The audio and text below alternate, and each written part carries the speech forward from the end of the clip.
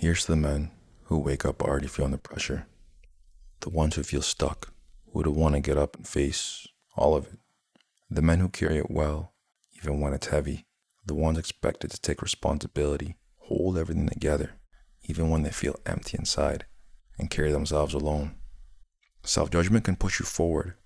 It can give you the motion, but that same voice that drives you is often the one that keeps you from feeling free.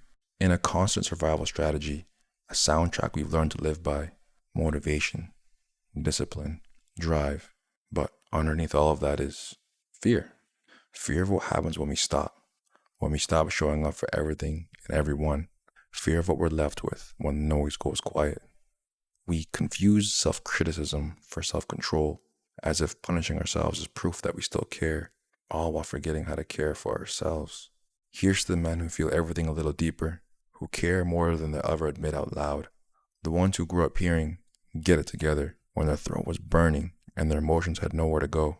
Men who love deeply but keep it hidden, because somewhere along the way we were taught that vulnerability makes you weak.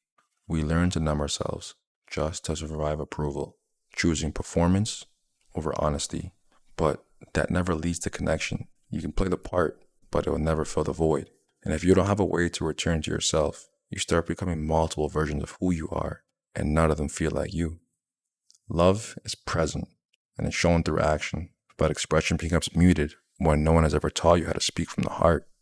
Emotional suppression was learned long before emotional awareness had a chance to grow. But allowing yourself to be honest with one another and how you feel, it gives the other person an opportunity just to be as honest with you. And depth isn't weakness, it's human, and it's what connects you. And when the voice goes silent and it stops interrogating and starts understanding, you realize that pain doesn't need a punishment plan. It just needs permission. Permission to be seen, to be heard. At the end of the day, both partners should be respectively holding each other accountable to be the best person that they can be. And when we walk into rooms together like this, we remember that our problems aren't unique, and that's a good thing. It means you can be understood. It means someone else has felt the pressure, the loss, the grief, everything you carry. You're not alone, and it's okay to share.